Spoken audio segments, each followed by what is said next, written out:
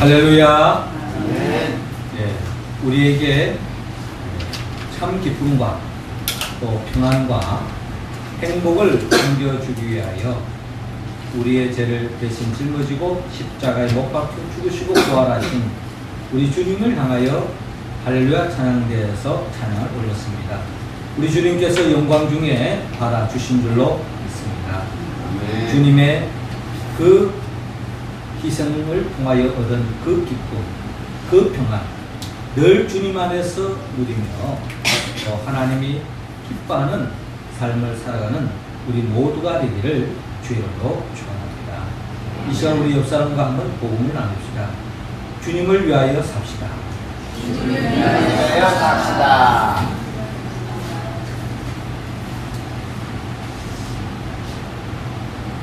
예전에 TV 광고에 이런 내용이 있었습니다. 아버지가 아들을 향하여 하는 말이었습니다. 개구장이라도 좋다.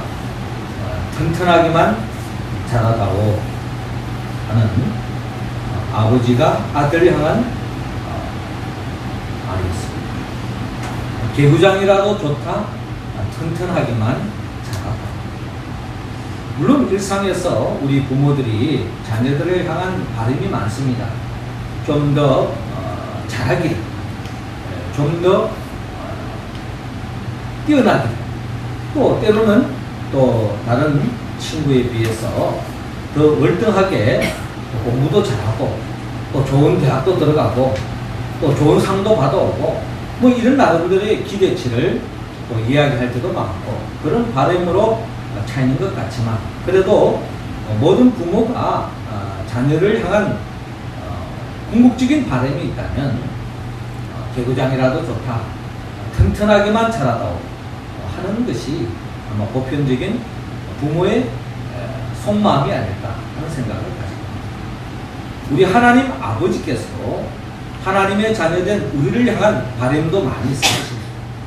그러나 그 바람 중에 궁극적인 하나님 아버지의 바람이 있다면 우리 모두가 영적으로 건강한 하나님의 자녀가 되기를 주님은 갈망하고 있습니다. 특별히 주님께서 우리 교회를 바라보면서 우리 교회를 향한 바람이 있다면 우리 교회가 이 세상에 어떠한 교회보다 꼭 규모가 크다든지 뭐 숫자가 많다든지 뭐 좋은 일들 많이 한다든지 뭐 이런 어떤 바람도 있겠지만 궁극적으로 하나님께서 우리 교회를 향한 바람이 있다면 우리 교회가 건강한 교회가 되기를 바라는 것입니다. 건강할 때야만이 우리는 뭔가 할 수 있는 거예요. 병들었을 때에 결국에는 심지어 그 병이 악화되어서 목숨을 잃는다면 아무런 의미가 없는 모습으로 전락할 수 있지 않겠습니까? 그걸 본다면 우리를 향한, 교회를 향한 주님의 바람은 무엇보다 건강하기를 바라는 것입니다. 어떻게 하면 교회가 건강할 수 있느냐? 성경은 교회의 머리가 예수님이라고 말하고 교회의 몸은 우리 성도들이라고 말합니다. 이 보이는 건물은 사실 교회가 아니죠. 진정한 교회는 우리 예수를 믿는 우리 성도들이라는 것입니다. 그래서 교회의 머리가 되신 우리 예수님의 생각, 예수님의 뜻, 여기에 교회의 몸인 우리 성도들이 잘 따라주고 또 머리가 지시하는 대로 움직여줄 때에 우리가 육체적으로도 건강한 것처럼 교회도 바로 그리할 때에 건강한 교회가 될 수 있다는 겁니다. 머리가 지시하는 대로 몸이 따라주지 않을 때에 그 교회는 건강을 상실할 수밖에 없고 결국에는 그 어떠한 일도 할 수 없다는 것입니다. 그러므로 우리 교회가 건강해야 된다는 거죠. 오늘 특별히 성경 말씀은 우리가 영적으로 건강해지는 비결, 무엇보다 교회 공동체, 교회 성도들이 영적으로 건강해지기 위해서는 어떻게 해야 하는가 하는 것을 오늘 성경은 우리에게 말씀하고 있습니다. 무엇보다도 주님은 오늘 본문 29절을 통하여서 예수님이 누구인가를 바로 알아라고 말씀하고 있습니다. 자, 29절 말씀을 같이 한번 읽어봅니다. 시작. 또 물으시되 너희는 나를 누구라 하냐? 베드로가 대답하여 이르되 주는 그리스도시니이다. 아멘. 아멘. 오늘 본문 27절에 예수와 제자들이 빌립보 가이사랴 여러 마을로 나아가실새 길에서 제자들에게 무르이르시되, 그러니까 예수님께서 빌립보 가이사랴 지방의 제자들과 함께 가고 있었습니다. 그때에 이제 예수님이 제자들에게 질문을 합니다. 사람들이 나를 누구라 하느냐? 사람들이 나를 누구라 하느냐? 나를 향해서 뭐라고 이야기하느냐? 라고 묻지 않습니까? 그때 제자들이 그동안 주님을 따라다니면서 또 주변에서 들려오는 주님에 대한 말씀을 이야기합니다. 28절을 보니까 제자들이 여자와 이르되 세례 요한이라 하고, 또 들으는 엘리야, 또 들으는 선지자 중에 하나이다 라고 말씀하고 있습니다. 이 말씀을 통해서 예수님은 그 당시에 민중의 영웅이라고 했던 세례 요한, 이미 세례 요한은 헤롯에 의해서 죽음을 당했어요. 그렇지만 그 당시 많은 사람들의 그 민중들, 대다수의 사람들의, 특별히 어려운 사람들이 있어서 이 세례 요한은 영웅적인 존재였어요.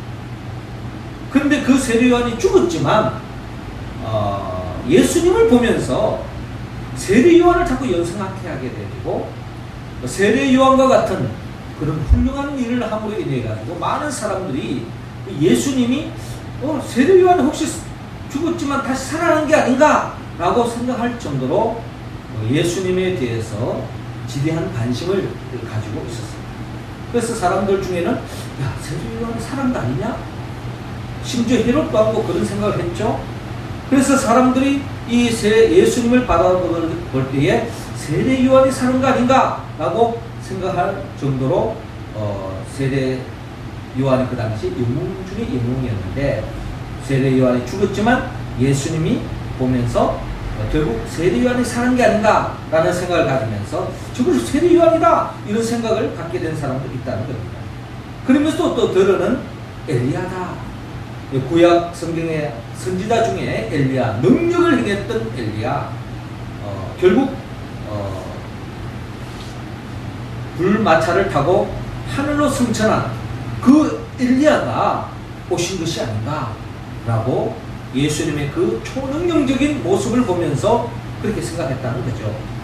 또 들으는 선지자 중에 하나이다. 예수님이 하시는 말씀, 이 모든 것들을 볼 때에 하나님이 보내신, 하나님의 뜻을 전하기 위한 선지자 중에 한 사람이 아닌가 하는 그런 이야기들이 오갔던 것 같습니다. 그러니까 그 이야기의 전반적으로 보면은 결국 예수님이 보통 사람이 아니라 하나님이 보내신 하나님의 선지자, 또 하나님의 특별한 사명을 가지고 이 땅에 오신 또 귀한 선지자 중에 한 사람이다. 이런 나름대로의 생각을 가졌는데, 보통 사람과 같지 않다. 이런 개념으로 존경의 대상으로 예수님을 생각하는 정도였습니다. 자, 이러한 대답이 있었는데 주님의 관심은 보다 더 주님을 더 가까이 접했던 그 제자들이 주님에 대해서 어떻게 대답하는가, 여기에 대해 아마 주님의 관심이 더 깊었던 것 같아요. 그래서 주님께서 또다시 묻습니다. 또 물으시되 너희는 나를 누구라 하느냐? 사람들이 그냥 이렇게 많은 사람들이 보편적으로 하는 이야기보다 너희들은 어떻게 보면 배와 금을 두고 처자식을 두고 나를 지금 따라오면서 3년 반고 쫓아오고 있는데 너희들은 나를 누구라 하느냐? 여기에 아마 주님이 지대한 관심을 가지고 있습니다. 그때에 예수님의 12제자 중에 수제자였던 베드로, 또 베드로는 또 성격이 그 누구보다 급했죠. 늘 둘째가라면 서로 했던 베드로였습니다. 이 베드로가 조금도 주저하지 않고 대답합니다. 주는 그리스도 신이다. 주는 그리스도 신이다. 라고 고백합니다. 자, 이 주는 그리스도신이다 하는 이 말씀을 마태복음에도 동일하게 이 베드로의 이 고백을 더 상세하게 기록되어 있는데, 베드로 16장, 마태복음 16장 16절에 보면 주는 그리스도시요 살아계신 하나님의 아들이시니이다 라고 고백하고 있습니다. 우리는 이 고백에 좀 눈여겨볼 내용입니다. 왜냐하면 이 고백을 했을 때 주님이 너무너무 기뻐하셨습니다. 그러면서 그동안 주님께서 하지 않으셨던 어떤 그리스도의 그 메시아적 비밀을 말씀하기도 하고, 특별히 이 말씀했을 때에 이 베드로에게 특별한 주님의 축복의 말씀이 증거되어지는데, 즉 예수를 그리스도라고 이 고백하는 이 베드로를 향해서 주님께서 더없이 기뻐하셨는데, 이를 알게 하는 이는 혈육이 아니요 하늘에 계신 내 아버지시니라 라고 말씀합니다. 그래, 이런 고백은 네가 잘나서 그쪽에서 고백할 수 있는 것이 아니라 하늘에 계신 내 아버지께서, 즉 성령님께서 감동하시고 역사하셨기 때문에 예수님이 누구인가를 바로 알고 고백할 수 있다는 거죠. 이런 말씀 속에서 주님께서 기뻐하셨는데, 그럼 도대체 주는 그리스도시요라고 하는 이 말씀의 의미가 뭡니까? 이 말씀은 우리가 잘 아는 고백이죠. 예수를 우리는 그리스도라고 고백하지 않습니까? 그 말의 의미는, 그리스도라는 말은 기름 부음 받은 자입니다. 또 달리 말하면 메시아라는 뜻입니다.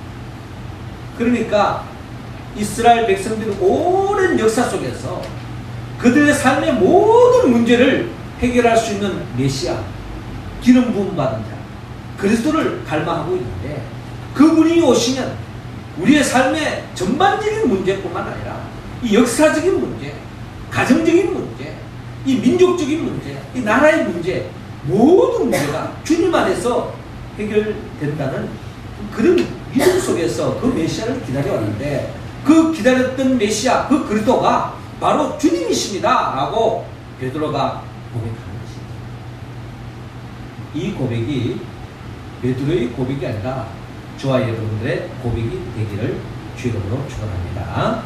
이 고백이 우리 고백이 되어질 때에 우리는 더 없는 복을 받을 수 있는데, 이 베드로가 이 고백을 했을 때 주님께서 베드로에게 복을 주시죠. 어떤 복을 주느냐? 내 믿음, 즉 예수를 그리스도라고 고백하는 내 믿음 위에 교회를 세우겠다. 교회를 세우겠다. 그럼 교회는 어디에서 존재하느냐? 예수를 그리스도라고 고백하는 사람, 그런 사람들이 모인 공동체가 바로 교회라는 거예요. 근데 이 교회가 어떤 영적 의미를 가지고 있는 거 하니, 이 교회는 음부의 권세, 즉 마귀와의 싸움에서 이길 수 있다. 승리할 수 있다. 이 세상에 이 마귀와의 싸움에서 이길 수 있는 것은 어떤 무기가 아닙니다. 핵도 아닙니다. 핵무기를 가지고 해서 마귀와의 싸움을 이길 수 있냐? 그렇지 않습니다. 육체적인 대상은 뭐 핵을 쏘아서 승부를 걸 수도 있겠지만, 사실 뭐 핵을 쓰면은 뭐 이기는 게 아니라 같이 죽는 거죠. 핵은 결국 그 자체가 불행입니다. 쓰는 그 순간에 적만 죽는 것이 아니라 나도 죽는 거예요.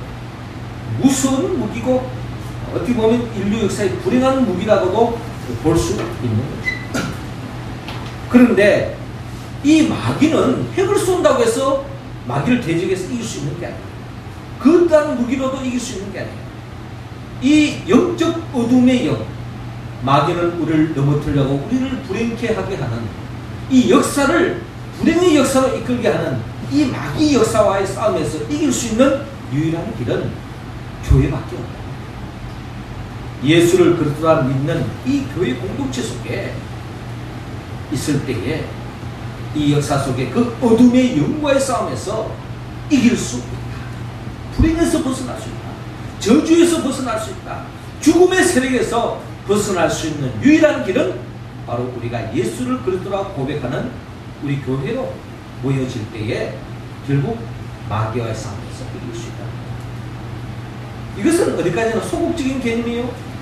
마귀와의 싸움에서 이기는 게 우리의 신앙의 궁극적인 목적이 아니다. 궁극적인 목적은 결국 잃어버린 하나님의 나라를 되찾는 것입니다. 마귀와의 싸움에서 이기는 것이 우리의 목적이 아니라 결국에는 하나님의 나라의 그 복을 충만히 받아 누리는 우리 일상 속에서 그 하나님 나라를 맛보는 것, 그 죽고 난 뒤에로 저 천국, 영원한 영생 복락을 누리는 천국에 가는 것, 이게 우리 신앙의 궁극적인 목적이에요. 살아있는 동안 우리를 넘어뜨려가고 그 복을 차지하지 못하도록 마귀는 끊임없이 우리를 방해하지만 그 마귀와의 싸움에서 이길 수 있는 길은 교회로 뭉치는 것입니다. 또 우리가 예수 그리스도 이름으로 기도하며 합심하여 나아갈 때에 우리는 잃어버린 하나님의 나라를 되찾을 수 있다. 죽어서 천국 갈 뿐만 아니라 이 땅에서도 그 하나님의 나라의 그 복을 누릴 수 있는 그 길은 예수가 누구인가를 아는 사람에서부터 시작되었습니다. 예수를 그리스도라고 고백할 때에 우리 영적으로 건강해질 때에 결국 건강한 사람은요, 웬만한 찬바람이 불고 웬만한 감기가 와도 이겨낼 수 있습니다. 면역력이 있기 때문에. 그러나 내가 약하면 오고 가는 감기 다 걸리는 거죠. 그와 마찬가지로 우리가 건강할 때에 마귀와의 그 어떠한 공격으로부터 이겨나갈 수 있고, 내가 영적으로 건강할 때에 이 세상에서 어떤 상황 속에서도 하나님의 나라를 만끽할 수 있다는 것입니다. 사랑하는 성도 여러분, 예수가 그리스도이십니다. 우리의 모든 문제의 해결자이심을 우리가 알고 고백하고 그 고백적인 신앙으로 매일매일 하나님의 나라를 누리고 살아가는 우리 모두가 되기를 주의 이름으로 축원합니다. 이어서 우리가 더욱더 영적으로 건강하고 우리 교회 공동체가 건강 교회로 나아가기 위해서는 오늘 본문 34절을 중심으로 예수님을 따라가라고 말씀합니다. 34절 우리 할렐루야 찬양 배우들 읽어주시 바랍니다. 시작. 우리와 제자들을 불러 이르시되 누구든지 나를 따라오려거든 자기를 부인하고 자기 십자가를 지고 나를 따를 것이니라. 아멘. 자, 오늘 본문 31절에 주님께서 이 베드로에게 더 없는 축복을 안겨주시고, 그리고 난 뒤에 31절에 이런 말씀을 합니다. 인자가 많은 고난을 받고 장로들과 대제사장들과 서기관들에게 버림받아 죽임을 당하고 사흘 만에 살아나야 할 것을 비로소 그들에게 가르치시되. 자, 예수님이 누구인가를 알았을 때에 예수님이 더없이 기뻐하시고 예수님의 그 비밀을 제자들에게 비로소 가르치시는데, 그 비밀은 충격적인 말씀입니다. 그건 뭐냐면은 바로 예수님께서 많은 고난을 받고 또 장로들과 대제사장과 서기관들에게 버림을 당하고 죽음을 당할 것이다. 죽는다는 것입니다. 그리고 사흘 만에 다시 살아나야 할 것이다 라고 말씀하는데, 제자들은 그 주님이 죽었다 다시 살아나는 것에 대해서는 현실적으로 별로 와닿지 않고, 그 예수님이 고난을 받고 죽는다, 여기에 그냥 깜짝 놀라는 것입니다. 너무나도 충격적인 주님의 말씀을 들었을 때에 그 말씀을 도저히 받아들일 수도 없고 소화할 수도 없는 것입니다. 그래서 32절을 보니까 드러내놓고 이 말씀을 하시니, 주님이 이렇게 분명히 자기 자신의 장차 일어날 일을 밝혔을 때에 베드로가 예수를 붙들고 항변하네. 베드로가 주님께 항변합니다. 이러면 안 됩니다. 이러시면 안 된다. 안 됩니다. 그럴 수밖에 없잖아요. 지금 제자들은 처자식을 두고 이제까지 지금 주님 앞에 3년 반 동안 쫓아왔습니다. 목숨 걸고 쫓아왔어요. 또 예수님이 메시아 왕국을 세우면 뭔가 한 자리 할 것을 기대하고 쫓아왔는데, 예수님이 현실적으로 죽는다 했을 때 이걸 누가 받아들일 수 있겠습니까? 도저히 받아들일 수 없는 이야기죠. 있을 수 없는 이야기 아닙니까? 여기 대해서 있을 수 없다라고 어떤 항변을 하지 않겠습니까? 그때에 34절에 33절에 예수께서 돌이키사 제자들을 보시며 베드로를 꾸짖어 이르시되 사단아 내 뒤로 물러가라.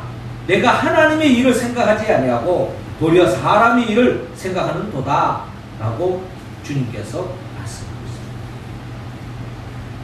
주님이 죽는다는 것도 충격적인 말씀이지만 아마 이 말씀을 들었던 베드로 입장에서는 머리가 쭉 했을 때요. 베드로를 향해서 주님이 사단아! 라고 말하니 이거 정말 얼마나 충격적이겠습니까? 우리가 쉽게 말하면 상처받는 이야기 아니겠어요? 근데 주님은 주저하지 않고 사단아 내 뒤로 물러가라 라고 말씀하고 있어요. 한마디로 이 베드로의 이 생각이 사탄적인 생각이라는 거죠. 마귀가 기뻐할 일이라는 겁니다. 마귀가 기뻐하는 일이 뭐냐? 하나님의 일을 생각하지 아니하고 도리어 사람의 일을 생각하는 베드로. 주님이 책망을 하고 있습니다.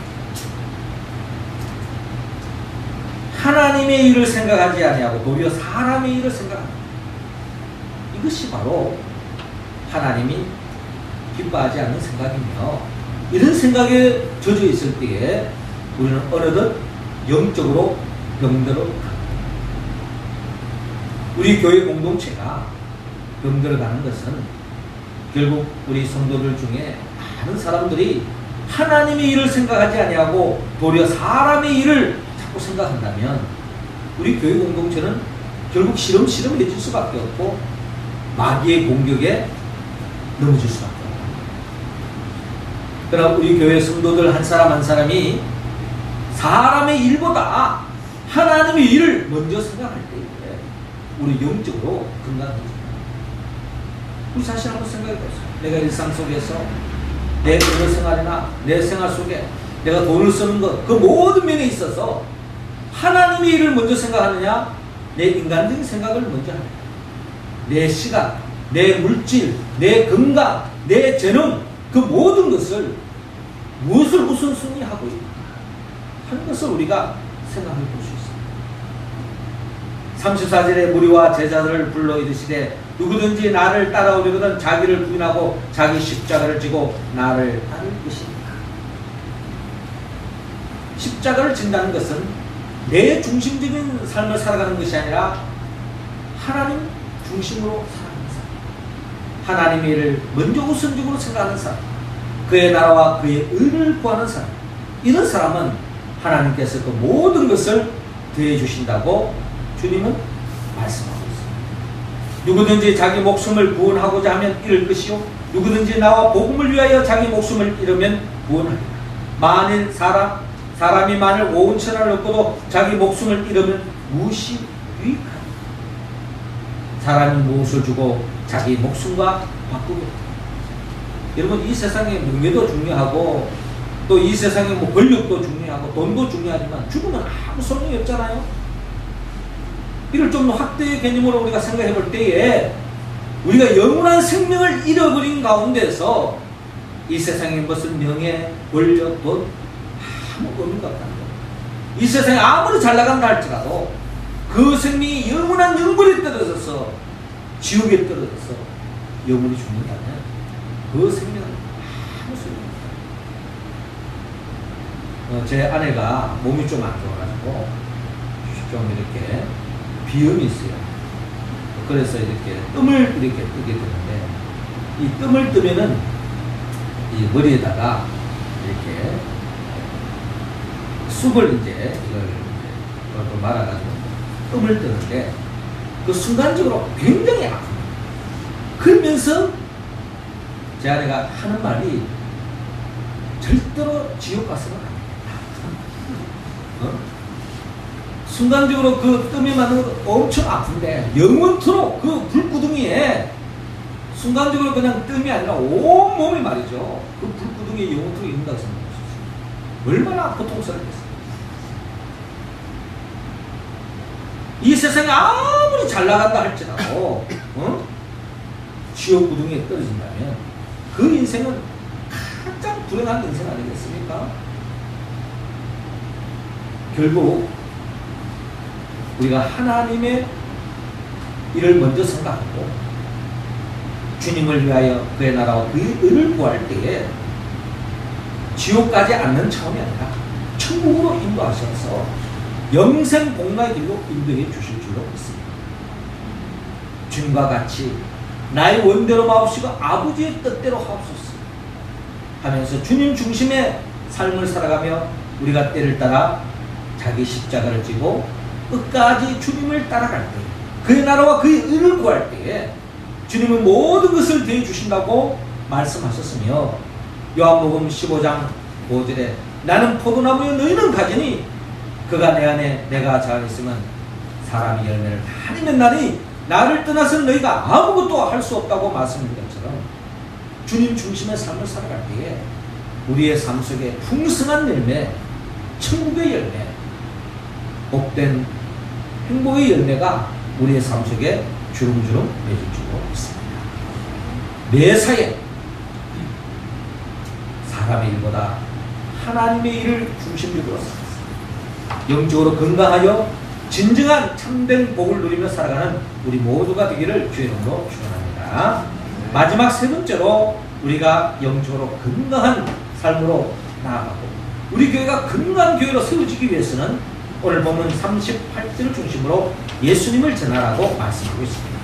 38절 우리 같이 한번 더 읽습니다. 시작. 누구든지 이 음란하고 죄 많은 세상에서 나와 내 말을 부끄러워하면 인자로 아버지의 영광으로 거룩한 천사들과 함께 올 때에 그 사람을 부끄러워하리라. 아멘.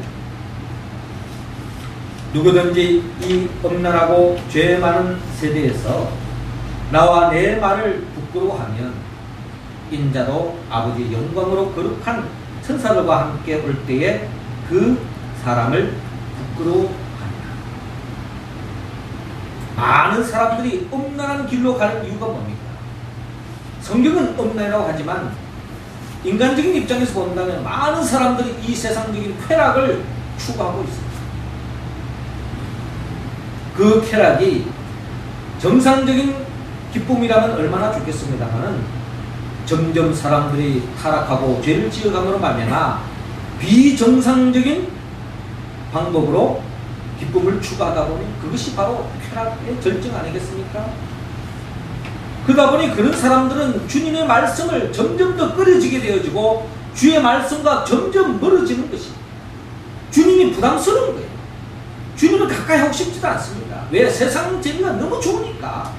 세상에 푹 빠져 있으니까 주님의 말씀대로 하면 세상 재미가 줄어드는 거예요. 예수님을 이야기하면 세상 사람과 멀어지니까 결국에는 두 갈래 길입니다. 세상 재미에 빠질 것인가, 주님을 붙잡고 갈 것인가, 복음 들고 나갈 것인가. 그러나 많은 사람들은 넓은 길로 가는 거예요. 절대 다수가 가는 길, 뭐 좋은 게 아니냐, 적절하게 타협하고 죄를 짓고 세상적인 재미 보다가 가는 거 아니냐. 그러다 보니 주님을 멀리하고 주님을 꺼려하고 말씀을 멀리하고 교회를 멀리하는 경향으로 빠져지는 것입니다. 누구든지 이 음란하고 죄 많은 세대에서 나와 내 말을 부끄러워하면 그런 사람들은 인자도 아버지의 영광으로 거룩한 천사들과 함께 올 때에 그 사람을 부끄러워합니다. 주님의 말씀대로 살지 않고 죄에 빠져서 자기 중심적으로 살아가는 그런 사람들은 결국 주님이 재림하여 오실 때에 주님을 부끄러워합니다. 이건 주님이 너무나도 겸손한 표현이고 소극적인 표현이고 한마디로 주님이 책망하겠다는 거죠. 그러나 주님을 위하여 살아가는 인생, 끝까지 말씀대로 살아가고 주의 복음을 전가하는 그 인생, 주님은 재림하여 오실 때 그 인생을 향하여 부끄러워하지 않고 칭찬을 아끼지 않으시고 예비하신 복을 주신다고 성경은 약속하고 있습니다. 사랑하는 성도 여러분, 주님은 우리가 건강한 삶으로 나아가기를 원합니다. 영적으로 건강하기를 원합니다. 성도들이 건강할 때 교회가 건강할 수 있어요. 우리가 영적으로 건강한 길은 내가 예수가 누구인가를 바로 알고 있는 거예요. 예수가 그리스도임을 우리가 바로 알 뿐만 아니라 고백적인 삶을 살아야 됩니다. 그렇다면 예수가 진정한 우리 인생의 구원자라면 어떤 일이 있더라도 주님 중심의 삶을 살아야 되지 않겠습니까? 그래서 끝까지 주님을 따라가야 됩니다. 그리고 그 주님을 찬양하고 그 말씀 중심의 삶을 살아갔을 때에 주님은 반드시 우리를 천국으로 인도해 주신다는 것입니다. 그리고 이 땅에서도 그 소망 가운데 하나님 나라의 기쁨을 누리게 해주신다고 약속하고 있습니다. 우리가 어떻게 이 말씀에 온전히 응답할 수 있을까요? 내 힘으로, 내 의지로, 내 결단도 중요하지만 우리는 궁극적으로 성령의 도움을 받아야 합니다. 성령은 예수님의 영입니다. 나를 위하여 내 죄를 대신하여 십자가에 못 박혀 죽으시고 또 나를 위하여 죽음의 권세를 깨뜨리고 부활하신 그 예수 그리스도 주님의 영 보혜사 성령을 우리가 충만히 받을 때야만이 우리는 주의 말씀에 응답할 수 있고 그 말씀을 통한 참된 복을 누릴 수 있다는 겁니다. 우리 모두가 성령 충만하고 주의 말씀에 응답하여서 하나님께 영광 돌리고 영적으로 건강하여 내 영혼이 잘된 같이 범사가 잘되고 강건한 그 복을 누릴 뿐만 아니라 우리 성도들 한 사람 한 사람이 건강함으로 우리 교회가 건강한 주님의 교회를 세워서 더없이 하나님께 영광 돌리며 나아가는 우리 모두가 되기를 주의 이름으로 축원합니다. 기도드리겠습니다. 하늘에 계신 우리 아버지, 이 시간 하늘문 활짝 여시사 우리 성도들 한 사람 한 사람 머리 위에 성령의 기름을 부어 주시옵소서. 성령의 충만함을 다하여 주옵소서. 주님의 영의 이끌림을 받아 진정 이 땅에서 주님이 누구인가를 바로 알고 고백할 뿐만 아니라 예수를 그리스도라고 고백하여서 끝까지 주님 중심의 삶을 살아가고 주님이 기뻐하는 일, 주가는 생명을 살리기 위하여 복음을 전파하면서 주님을 자랑하면서 살아가는 우리 모두가 되게 하여 주시옵소서. 이로 인하여 내 영혼이 잘된 같이 본사가 잘되고 강건한 그 복을 충만히 누리게 하여 주옵소서. 예수님의 이름으로 기도드리옵나이다. 아멘.